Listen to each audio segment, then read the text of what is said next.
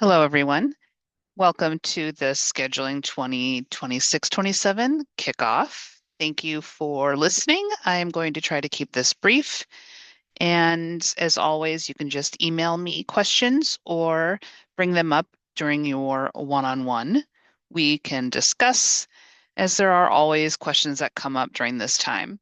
I'd also like to point out that I will never let go of Bitmojis. Maybe they are um, not cool anymore. I don't care. I am stuck with them, and you are stuck with looking at them. So enjoy for yet another year of scheduling kickoff discussion. So, a couple of key things here. This is the block dates. They will be in the block schedule. You have seen this before, but here are the dates once again. So if you need to grab a quick screen grab of this, go right ahead. I will leave this up here just another moment. But these dates are finalized and both by medicine and peds. So if you have your events coming up for the year that you need to start planning, you can start looking at what blocks you will be on based on your template and work with that already. So here are the dates once again. Few reminders. The core requirements for graduation. The policy has not really been updated too much. There are some, excuse me, there are some updates based on the ACGME requirements that are going into effect rather July 1st, but nothing too major is changing for our requirements in terms of the schedule templates. It's going to be more changes to the rotations themselves and how the rotations are affected versus the actual individual changes to your templates. So we'll go into that a bit more here. If there are special electives or research rotations that you are doing, you still need to fill out the form, get permission from Mike to do so, especially now that there are more budgetary restrictions. So there will be links to how to find those forms there on the MedPeds hub. And you do need to get permission for that so we can ensure rather that we have the budgetary capacity to do so. The scheduling guide for 26-27 is found in this PowerPoint, linked in the PowerPoint rather. I will share the link in the email that I sent to you. You can also find it on the hub, which will be updated by Monday. And that has just all the information, all the basics on what to expect for scheduling for the 26-27 year. We want you to continue to make clearance on your, or make progress rather on your clearance for each year within your audit so that by the time fourth year rolls around, you're not playing catch up for all the requirements for graduation. Ideally, fourth year should be more about having time to plan for interviewing for whether it's jobs or fellowship, or having some more flexibility for doing more of those rotations that are interesting to you versus trying to ensure that you are getting the core requirements for graduation. So ideally, we should be knocking out a lot of those core requirements in the first couple of years, so you have more flexibility in third and fourth year. The global health and international rotations, as we've been talking about throughout the course of this year, there will be more restrictions on who is eligible to do those based on if you're in the pathway or not. So we will discuss those on a case by case nature. And then, of course, there will we'll just need to have some flexibility if changes come up. This kind of out of our control at this moment. So just understand that if things do change, we will just need to roll with those punches throughout the year and see what happens. And then also be sure to review the PTO information on the hub. If you have events coming up and you're trying to plan things to happen a certain way, we will want to ensure that we are doing certain types of PTO eligible rotations during that time, and we can talk more about that during your one-on-one meeting. And then also just think about your audit during that process too. If you can do both a PTO eligible and a core rotation at the same time, that will help. You can double dip on some of those required rotations versus, having to think about like, oh, I can only do this versus that sort of thing. Again, we'll discuss more about this during a one-on-one meeting. Let's try to, let's get the system to work for you versus against you, that sort of thing. So more to come on that. Newish rotations and changes. We have the PEDS Beck up elective for second, third, and fourth years. We'll talk about that. Board prep for fourth years is only if you truly do need those 2 weeks, and that will be something at the discretion of leadership. Second years have a required medicine inpatient month at Regions, and we are not going to be having you do that during the first 6 months. So I will probably be pre-assigning your regions inpatient based on the availability in the block schedule. So by the time that you and I have our one-on-one meeting, Rising Second Years, I'll probably have already filled out your regions inpatient month, just as a heads up. And as I mentioned before, the changes based on the PEDS requirements will probably just roll out individually within the rotations versus like making new rotations. So like adding some of the mental health requirements might be happening within Beck versus a new rotation. That sort of thing. We're still kind of piecing that together. And then just as I mentioned previously, the global health reminders that if things do change, we're just kind of taking those changes as they come. And again, just having flexibility and patience as we figure these things out. Again, we're taking this information as it's presented and given to us. So just please be patient with us as we figure this out. It's all new. It's a terrible world that we're living in, and we're just dealing with it as well. So thank you for that. So here we go. Starting off with Rising Fourth Years, you're in the home stretch here. Here's the highlights for you. As you probably remember when we had our one-on-one last year, we're working towards getting you balanced so that you end up perfectly with 26 blocks each of medicine and pediatrics. So that will be a lot of what we're going to be talking about in our one-on-one meeting, is ensuring that we have, however many we need to ensure that that happens. So you'll need to come to me with a lot of ideas for your schedule for fourth year. And then flexibility is the name of the game for your fourth year. So we'll work to get what you want. You'll have a guaranteed vacation eligible block 13, unless you specifically ask for something that is not vacation eligible. We will work to ensure that you can get what you need. The key thing is that we just need to ensure that you have all of the requirements in your schedule for graduation. So we will spend a lot of time ensuring that everything is checked off and done and that you're ready to go. So your required rotations again for the year, and these are all, they have scheduled placeholders in your audit, are the 2 gen wards, one of which is 2 weeks of night float. And then medicine in electives, we have the 2 weeks of Beck and geriatrics, which are like usually scheduled at the same time, but we can split them up. And geriatrics is usually through Regions, but we can do it at the VA if that is a preferred option. And then new this year is the medicine outpatient ED elective, which is it's one that we deferred from when all the fourth years were interns. It used to be one that we had to do as intern year, and we changed it, and now we're having you do it as fourth year. So this would be the first year that the fourth years are doing the ED rotation. So we will start doing that again. So usually we will do it at Regions, but we can schedule it at other sites if that just works out better. There are some PTO restrictions that come into play with the ED rotation, and that does have a different scheduling process. in terms of they schedule like 7 days a week. But you can request PTO on the weekends, that sort of thing. So we will talk more about that at our one-on-one meeting.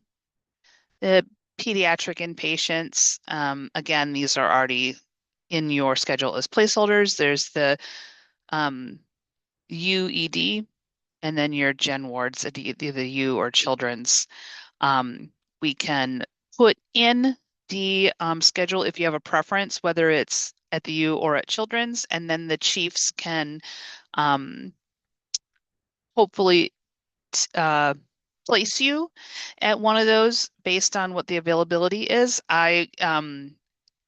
Will I'm not able to do that immediately or during our one-on-one, say whether it will be yes or no. Like we can put you at your preferred site.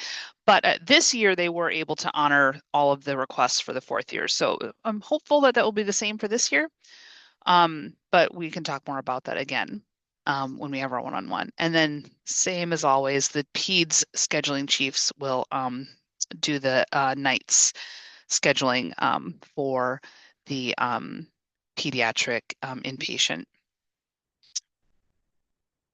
And then the required PEDS electives are the med peds ambulatory or hospitalist, and then once again, the 2 weeks of developmental disabilities, and then that's split with another 2 weeks of something else. Usually it's the med peds hospitalist region. It doesn't have to be, but that's a nice, easy split. And then the med peds fourth years all get assigned medicine pull, medicine backup, peds backup, and then peds LTC. So we will get that on your schedule when we have our one-on-one as well. Third years, here are your highlights. So your third year is the first time in which we can start kind of moving things around if we need to. Your templates will have your inpatient months are set in stone, but the outpatient months can flip between medicine or peds. So block 3, for example, might say medicine outpatient, but if you need that to be a peds outpatient, because that's when, oh, I don't know, peds cardiology is available with this certain person, for example, we can make that swap. But the inpatient stuff would have to remain the same unless you found a swap with another person. So just keep that in mind. So if you started out as the first and second year and you were more peds heavy based on your template, this is the third year is when you'll start to balance out to be a bit more medicine heavy. And then there are no sequential inpatient months in your third year unless this happened due to a scheduling switch on your part. So the required rotations for third year, once again, third years also we will assign you your medicine pull, medicine backup, and your peds backup during this one-on-one. But in addition to that, your required rotations are 3 medicine inpatient. There's ICU. It can be any site, but usually at the U is preferred. And then 2 weeks of gen wards. I'm sorry, 2 months gen wards. Again, any site. And then it all depends on what is available. And then I will schedule your 2 weeks of night float when we have our one-on-one meeting. So you can help me pick where you want to go. And then for your outpatient medicine electives, we have 2 total.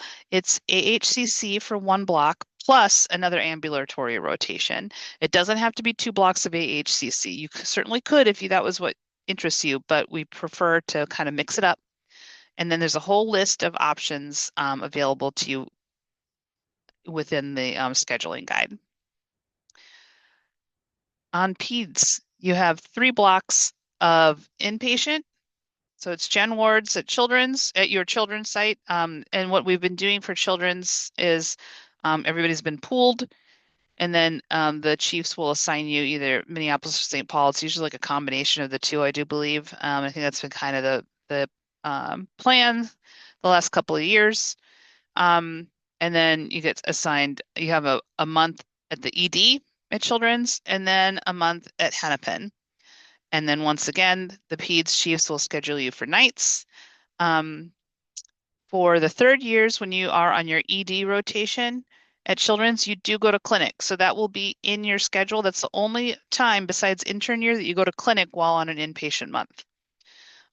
So that will be written into your schedule that you are on clinic. So just keep that in mind.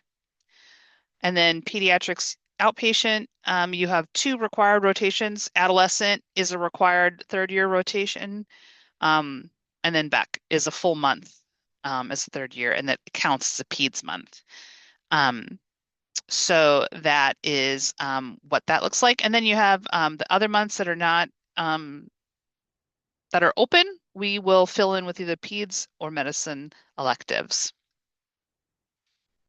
Let's see here. Second years, here are your highlights. So you still have your template will not change if it's medicine or peds, inpatient or outpatient, whatever is on your template, that is how it's going to remain, unless you have made a swap with somebody to provide coverage for you so that you can do something like, you know, if you have like a wedding to attend or an important event, that sort of thing.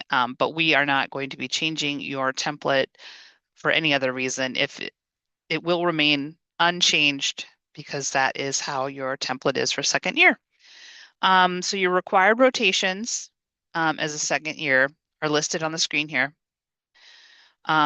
Medicine is just 3 gen wards. As I mentioned earlier, one is at Regions for sure, and that will happen in the second half of the year. And then we will assign your 2 weeks of night float when we have our chat.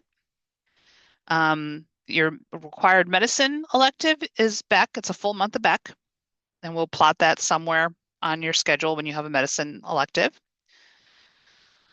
And then peds, you have 4 peds inpatient months. These are already in your audit, and so we'll just place when these are going to happen. So you have your children's gen wards, you have NICU and PICU, and then U gen wards.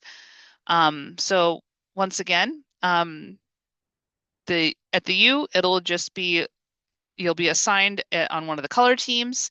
The NICU and the PICU, it will be obviously either NICU or PICU, and then we'll try to space it out accordingly based on what's available and what makes the most sense based on your schedule. So we'll talk more about that when we have our discussion.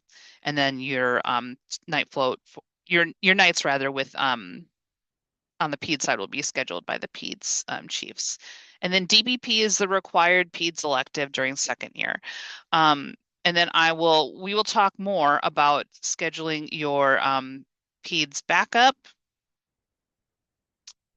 and medicine pull and medicine backup during our chats. Things to think about. So as you are filling out your scheduling survey, schedule your one-on-one meeting with me. You don't have to do your one-on-one meeting by the due date for the survey. I'm going to talk more about that in the next slide. And then all the updated information for the year will be on the hub. So you can find the links to like the block schedule, the scheduling guide, all that stuff. That'll be on the hub. So don't worry, you have plenty of time still to fill out everything that you need to do. You have plenty of time to do your research, all that good stuff. There's no rush, neither medicine nor peds. I've even started talking to their residents about any of this stuff yet. So we are still well ahead of the game. So plenty of time still. Plenty of time. Don't worry. Here you go. So here are some of the dates. So today, February 6th, the survey is being sent out to you. Everybody's going to get their own individual link to fill out the survey, and that link is something that you can reuse. And you can send it to me more than once if you need to. If you're like, oh, I need to change something, you can send it again. That you can fill out the link again. That's fine. On the hub, there's going to be all of the links to other things. There's also Ben's elective survey that if you filled it out and you've given feedback about electives and if they're good or bad, you can look back at that and be like, oh, maybe I shouldn't do that one. Oh, maybe I should do that one, that sort of thing. And then also, like I said before, review also the PTO information found within the rotation descriptions, because that can also help you make informed decisions about which rotations you want to do and when. There are some rotations that have like a limit of 5 days of PTO. So if it's a rotation that you really want to do, but you also really need to take PTO, please try to, make sure we're not doing them at the same time, because that will limit, your ability to take that PTO. You'd have to, choose what's more important to do, that sort of thing.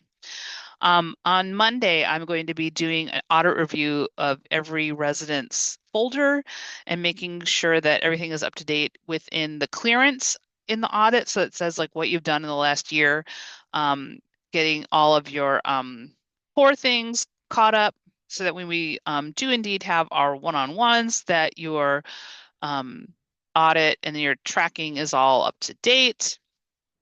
And then I will send you an email to let you know when that is completed. Each of you will get your own individual email saying, yep, it's all up to date. Here you go. Here's a link to your thing, that sort of thing. Friday the 13th of March, dun dun dun, the survey closes at 8 a.m.